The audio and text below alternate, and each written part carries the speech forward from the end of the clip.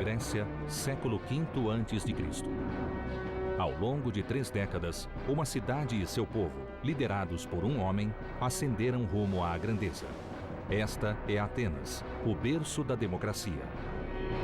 Mas ela é a cidade de Péricles. Pericles decided that the best way to leave an indelible mark on posterity was to completely alter the skyline and appearance of the center of his city, Athens. Péricles construiu fortificações intransponíveis. A primeira sede de um senado, uma complexa rede de tubulações para abastecer seu povo com água doce. Ele formou a mais poderosa marinha do mundo antigo e ergueu templos. Um deles, o Partenon, seria considerado por muitos o edifício mais perfeito já construído. I think he did have a vision for what Athens should be, and seemed to follow that vision for most of his life. Após 2.500 anos, nós podemos mostrar sua visão novamente, recriar esse mundo perdido da forma como Péricles o vislumbrava, como a maior cidade do planeta.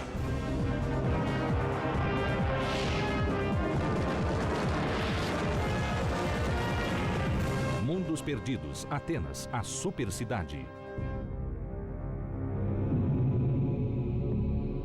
No século V a.C., entre centenas de estados concorrentes que formavam a Grécia Antiga, um homem conduziu a sua cidade à grandeza. A cidade era Atenas, e Péricles não era um rei ou um príncipe, mas um homem eleito. Seu poder derivava do povo e de sua própria e singular visão das coisas. The story goes that when Pericles' mother was 8 months pregnant with him, she knew that she was going to have an extraordinary son who was destined for greatness because she had a dream that she gave birth to a lion, and for the ancient Greeks, the lion was always a symbol of leadership. To be a successful politician and statesman in Greece, he needed to be a military leader, and he needed to be an effective speaker in the assembly, and he was clearly both of those. Pericles not only contributed to Athens becoming a leading power, I think he was the main creator of that power. Péricles queria dar um recado ao mundo, o de que Atenas era suprema, a capital de um novo império. Ele enviaria o recado através de construções. O que ele planejou foi a mais custosa e ambiciosa campanha de obras já levada a cabo no mundo ocidental. Mas Péricles precisava financiá-la. No que para alguns foi um roubo puro e simples, ele assaltou o tesouro grego. O dinheiro que deveria ter sido usado para defender todas as cidades-estado da região acabou desviado para o progresso da sua Atenas. E as obras no Partenon começaram. Erguido em homenagem à deusa Atena, o prédio se tornaria o mais imitado da história, uma inspiração para engenheiros e arquitetos. O Partenon levaria 8 anos para ficar pronto, custaria o equivalente a 100 milhões de dólares e usaria impressionantes 20.000 toneladas do mais fino mármore. The Parthenon is arguably the most influential building in world history. You cannot go into any city in North America or Europe, or indeed most of the world, without finding a 19th century bank facade, parliamentary building facade, or law court building that isn't in some way influenced by the Parthenon.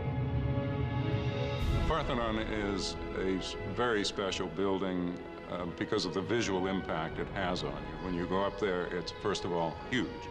Solid marble, there's not a straight line in it, so that it has a lightness and a sense of movement.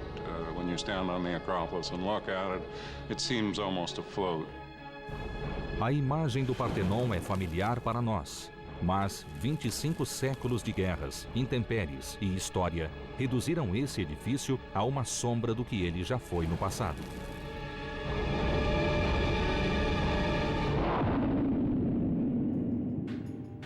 o engenheiro Ed McCann e o arquiteto Manolis Corres assumiram a tarefa de decifrar exatamente como o prédio foi construído e qual era sua aparência durante a Era de Ouro de Atenas.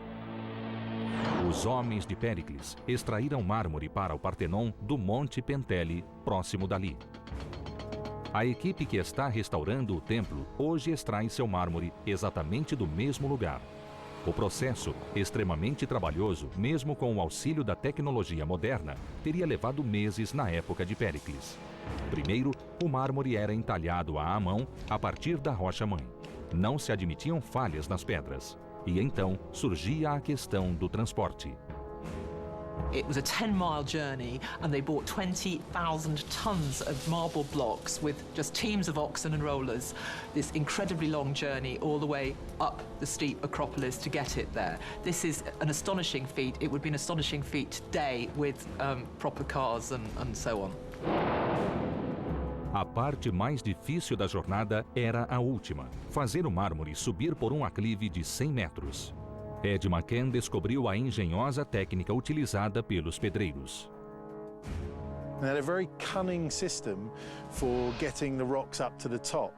And what they did was they set up, they had a cart on one side with the rock on it, and up the top on the other side they have another cart full of stone with a big rope going round and over a giant pulley wheel. And then they set up the donkeys and the people all pulling down. And so they pull down and lift the rock up. And then at the top they're able to unload it, and then they bring the horses up here, they put a rock on that side and they bring it back up and down like that. So it's a counterbalance system. O tamanho do desafio se torna ainda mais impressionante quando Ed e Manolis calculam o peso do mármore. Os blocos eram imensos. So they had 8 cranes dotted around the Parthenon, and these were timber cranes, and they lifted these pieces up into the construction, and the biggest piece was 13 tons. So about the biggest 8 pieces weighing 13 tons each.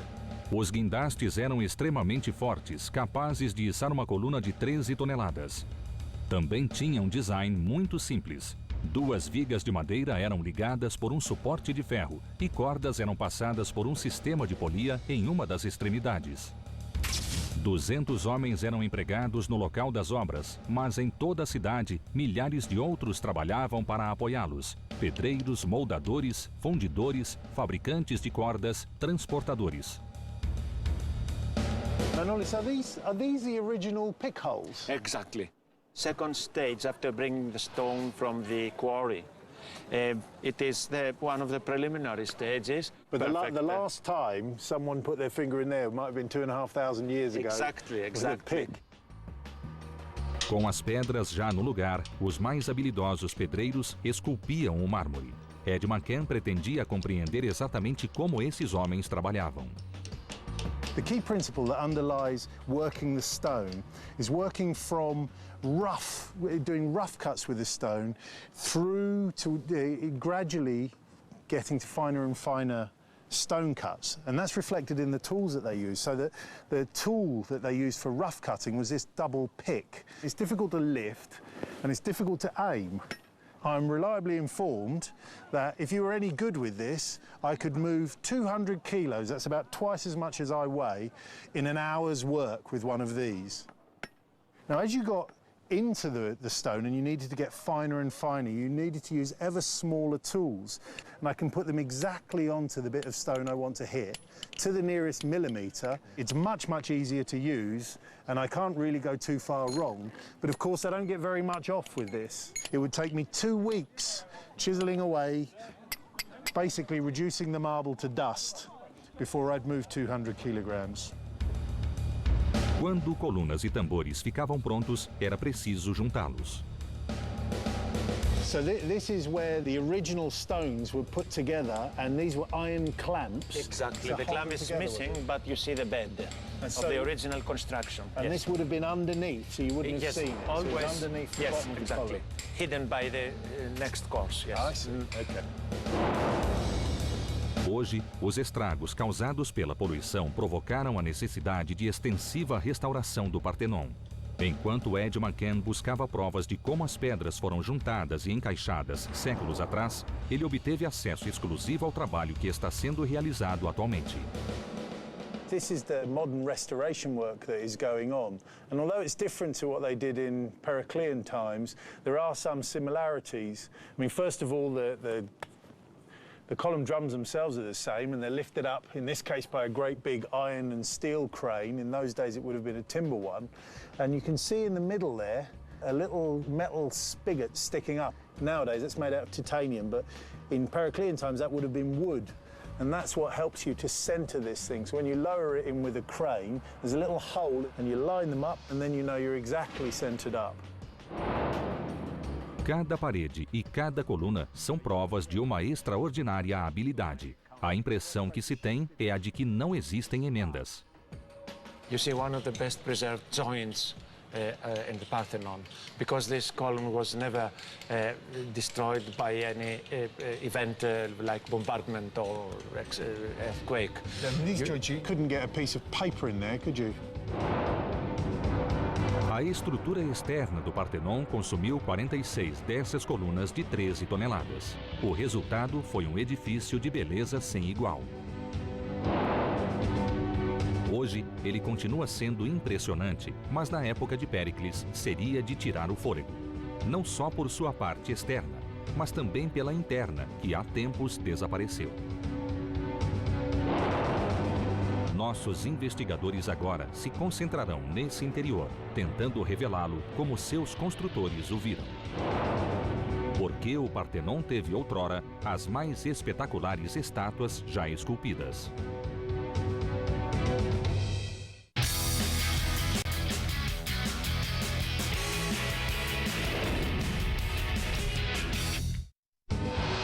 O que Péricles construiu na Acrópole foi, em sua época, revolucionário. No centro de seu programa de obras estava a ideia de remodelar sua cidade. Esse programa era incrivelmente ambicioso. Acabou sendo também extremamente bem-sucedido. Péricles mudaria o seu mundo e ajudaria a definir o nosso. Pericles managed to get his dream to come true, which was to build all those beautiful temples on the Acropolis and to have his name on our lips 2,500 years later. E, ao que parece, na época de Péricles, estes prédios eram ainda mais impressionantes, ainda mais belos. Autores da antiguidade descrevem o interior do Partenon com admiração.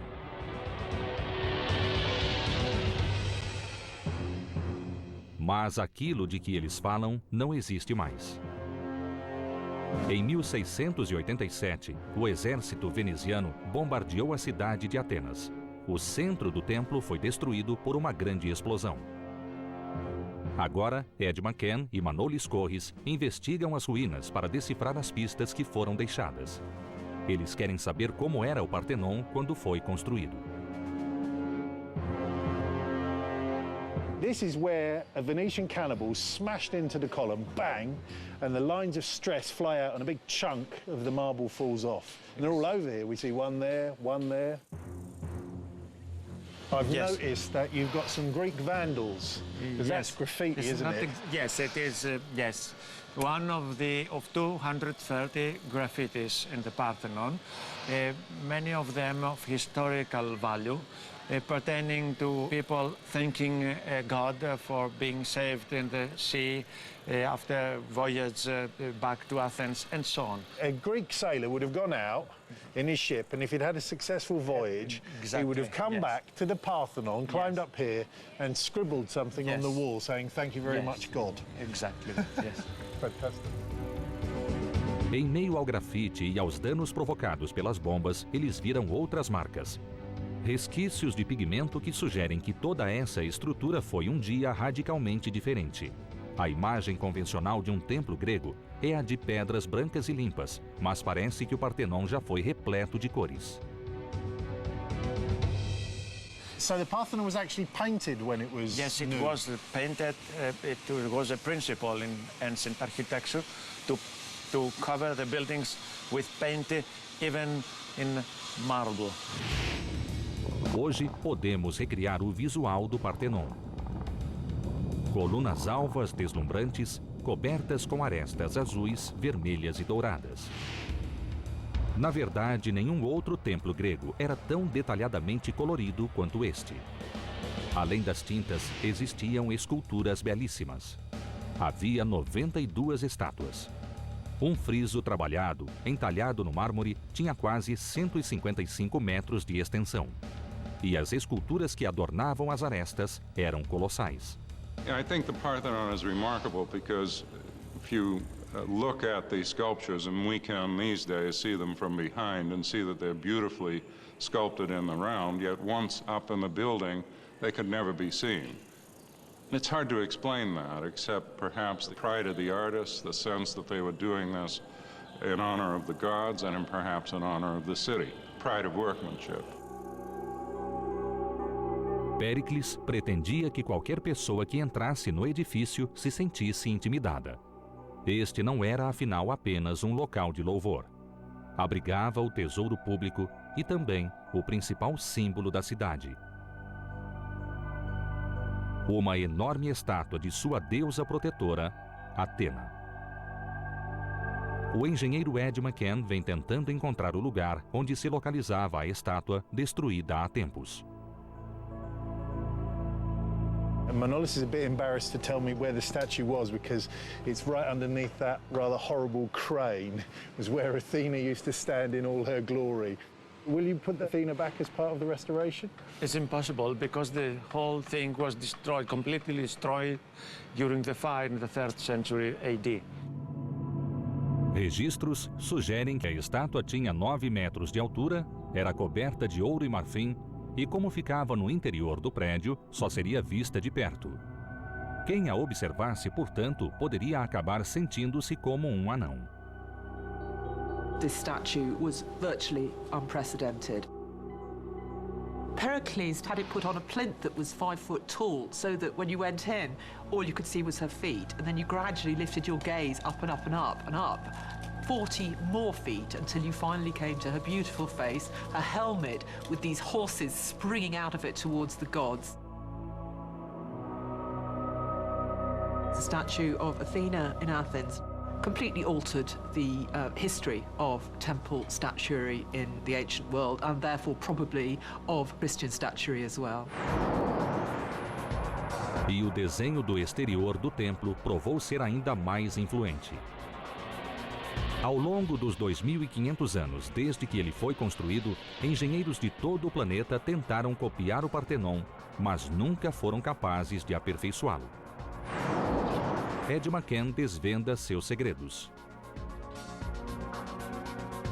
One of the more famous stories about the Parthenon is how, although it's a very rectangular building, when you look at it, actually there aren't any straight lines in it at all, and that the people who built it all with gentle curves going upwards to counterbalance an optical effect, that when you look at straight lines from distance, they don't appear to be straight, and so everything's curved.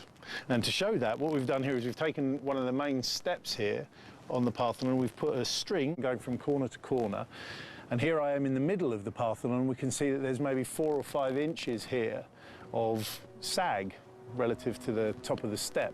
What that means is that the step is 4 inches higher here than it is on the corners. And this happens all over the Parthenon.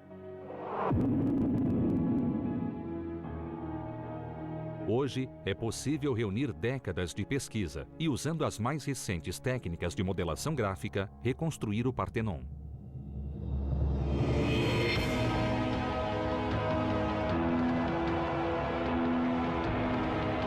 Oito colunas na frente, 8 atrás. Uma fila de mais 15 colunas em cada lado. Caminhando pelo templo, você passaria por um terraço, entraria no Santuário de Atena, de 30 metros de extensão, chegaria ao tesouro, nos fundos, e sairia por outro terraço, composto de 6 colunas. The Romans regarded the miracles of the Acropolis as the models for many of their buildings, and of course they then affected enormously the sort of buildings that went up during the European Renaissance. So even if it's via Rome, the Parthenon's influence always lives on in architecture. Este edifício sozinho teria sido o bastante para garantir o lugar de Péricles na história. mas ele ainda faria mais. Estava prestes a trazer uma mudança radical, fundamental a Atenas. Um novo grupo de edifícios transformaria toda a cidade e seu povo. Péricles construiria a democracia.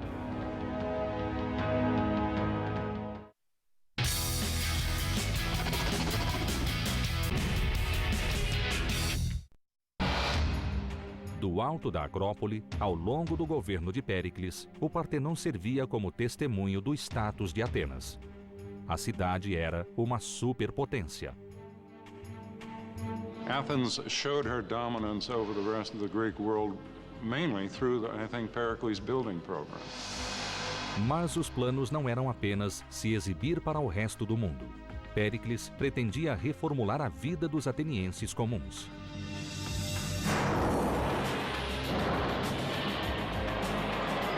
O foco de suas obras mudou dos santuários religiosos para a cidade baixa. Como na Atenas moderna, aquele era um movimentado centro de comércio. Em seu coração ficava a Ágora. The Agora was extremely important. It's a marketplace, it's a political center, it's a social center. It's basically the middle of town in all respects. Hoje, a Ágora está em ruínas.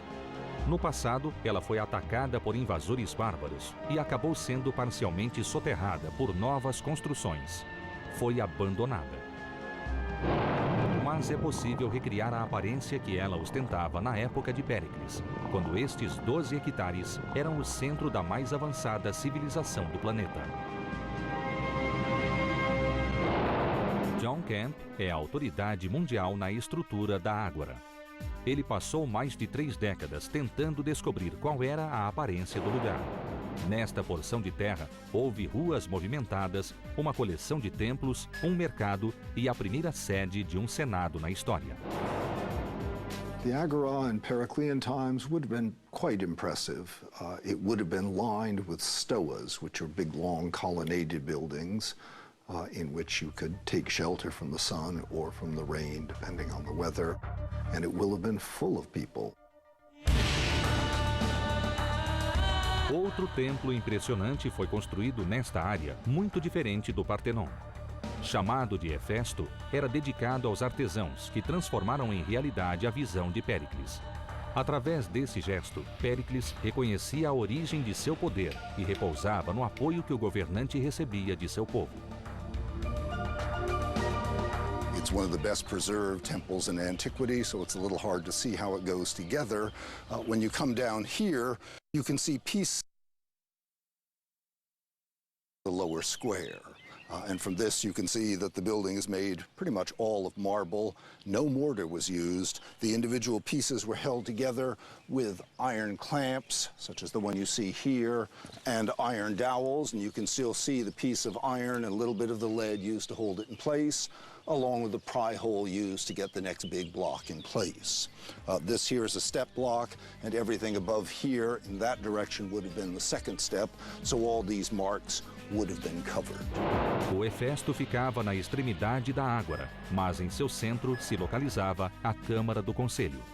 Para erguê-la, os operários nivelaram o solo, criaram terraços artificiais e construíram dentro das pedras. As técnicas utilizadas já eram conhecidas, mas o que passou a existir no interior do prédio foi revolucionário. Este edifício foi o berço da democracia.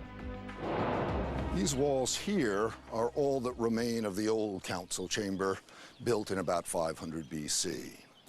It was a very simple building with mud brick walls, a columnar facade to the south, and a bunch of wooden seats for the councillors to sit on. Uma antecâmara retangular levava a um grande salão principal. Em seu centro, um teto de madeira era sustentado por 5 colunas. 500 Athenians would be allotted every year, not elected, just picked out of a hat, to serve as the senators.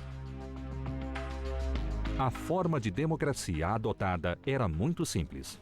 O conselho apresentava ao povo questões a serem discutidas, litígios, impostos, a escolha quanto a entrar ou não em guerra. Então, as decisões finais eram tomadas pelo povo. As pessoas davam seus votos jogando um pedregulho em um pote de barro. A Câmara do Conselho pode ser comparada ao Senado norte-americano, mas em vez de permitir que políticos de carreira a dominassem, o que se esperava era que, em algum ponto da vida, todo cidadão ateniense a integrasse. Most democracies today are representative democracies. Athens was a direct democracy. We can compare it as a working system of government to something like a New England town meeting, where everybody in the town goes to the meeting and the decisions are made by everyone.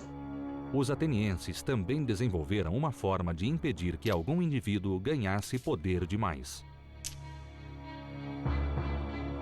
Ostracism is something we don't use anymore. It was kind of a reverse election where the Athenians had the opportunity once a year to vote somebody out of office. And the way they did it was by writing the name of the man they thought was a threat to the democracy on a piece of pottery. And the Greek word for that is an ostrakon. So it was essentially being exiled for 10 years by vote of little bits of pottery.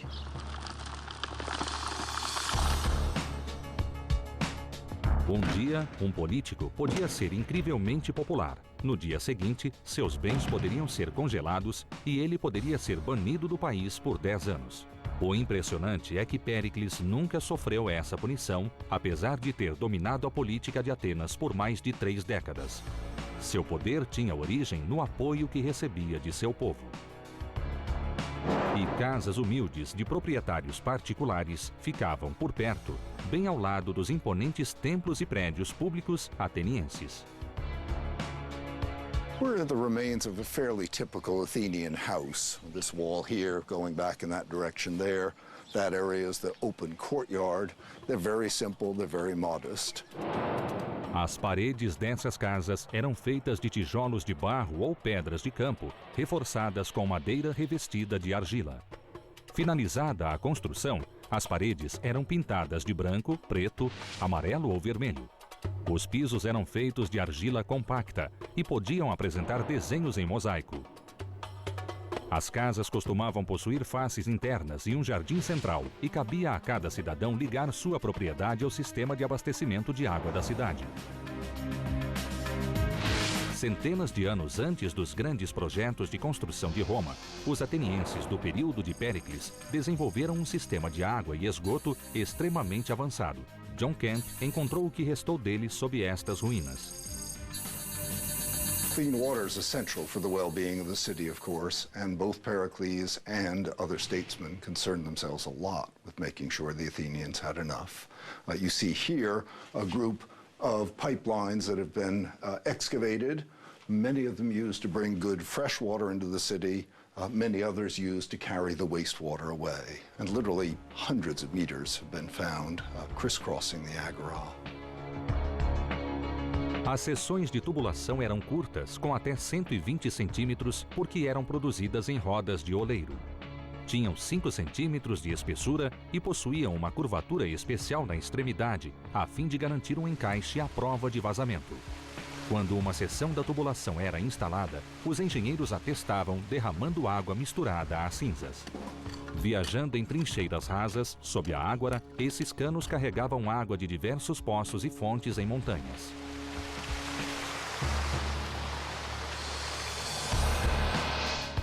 Reunindo todos esses elementos, os templos, as casas, os mercados, os prédios públicos e este inovador sistema de saneamento, fica fácil perceber que Atenas era uma cidade modelo. Com Péricles, ela prosperou. O desafio era manter esse sucesso. Enquanto crescia em riqueza e poder, Atenas acabava provocando a ira e a inveja de suas vizinhas. Péricles tinha de se preparar para o dia em que a cidade seria atacada.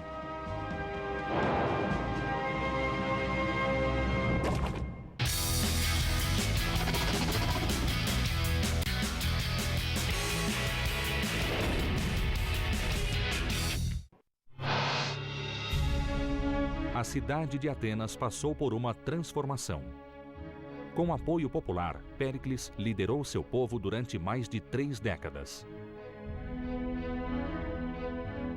Every year for over 30 years, he was re-elected head of the Board of Generals. Every year he was elected like that. He never, ever, ever failed to get that position. Enquanto Atenas florescia, o lado militar da autoridade de Péricles se tornava cada vez mais vital. O nível de tensão se elevava com Esparta, a única séria rival pelo poder de Atenas na Grécia. Péricles percebeu que tinha de preparar sua cidade para a possibilidade de uma guerra. As defesas existentes em Atenas protegiam uma grande porção de terra, cercada por um par de longas muralhas e 3 quilômetros de costa litorânea. Estava claro que, no caso de um ataque dos espartanos, tratava-se de uma linha extensa demais para ser defendida.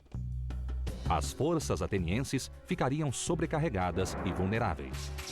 Muito embora Atenas estivesse 8 quilômetros continente adentro, Péricles sabia que seu poder repousava no mar. A Grécia é montanhosa, as viagens por terra eram difíceis e a maior parte do comércio se realizava com as ilhas-estado do Mar Egeu. Então Péricles decidiu se concentrar em proteger a rota até o porto em Pireu. Ele construiu uma terceira muralha que ia direto até o porto. Essa muralha criou um corredor defensável. Era um caminho estreito, mas de qualquer forma, Atenas estaria sempre conectada com o mar. Até mesmo para os padrões modernos, este seria um grandioso projeto público.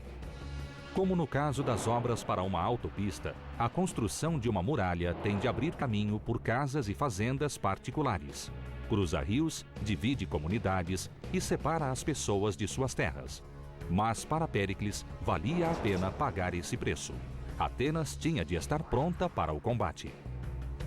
Hoje nada resta da muralha de Péricles, mas sua fortificação em Agostina é muito similar a ela.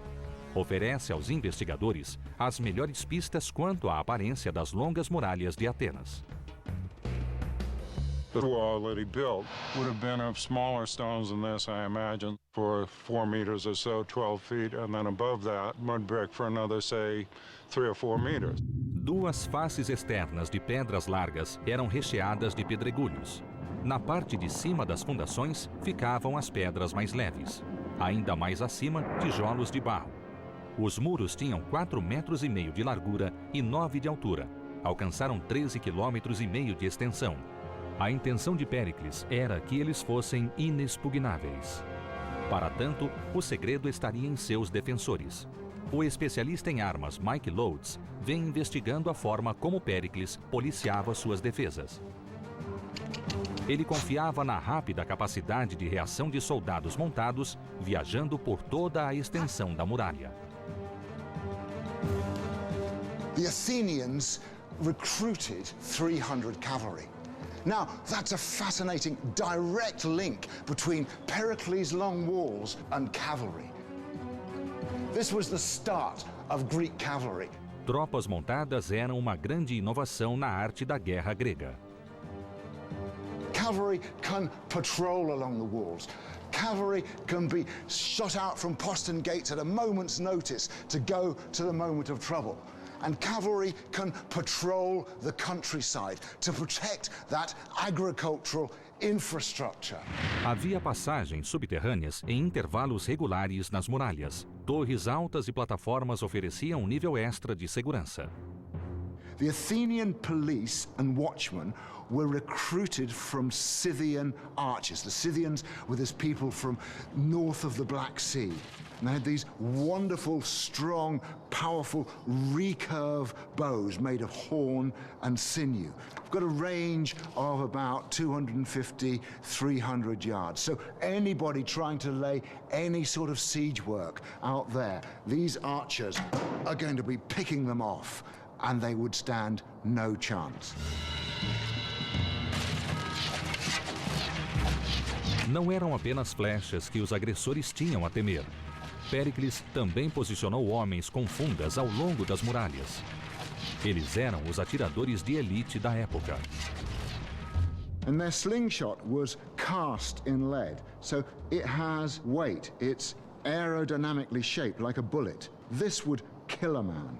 And in fact, this is a copy of one that's in the British Museum, an original Greek slingshot, and it says the words Dexa, which means take that. It's a wonderful millennia-old bit of soldier's wit. And you simply place the sling in the basket and hurl it. Erguidas antes do desenvolvimento da Guerra de Cerco, estas muralhas nunca foram vazadas na época de Péricles. Nenhum exército tinha a qualidade técnica ou logística para rompê-la. Péricles, portanto, confiava cegamente na defesa que levantara. Daí surgiu a certeza de que ele podia levar seu país à guerra. The war began because there were two main cities in Greece, Athens and Sparta. Both were ambitious to be the leaders of the Greek world, and it was a case of two big kids on the block, and there was only room for one. So war was inevitable. A Era de Ouro de Atenas estava prestes a chegar a um fim dramático. Péricles decidiu apostar tudo o que construíra, tudo o que seu povo erguera, na força de sua poderosa marinha. Em seguida, descobriremos o mundo perdido dos navios de guerra gregos.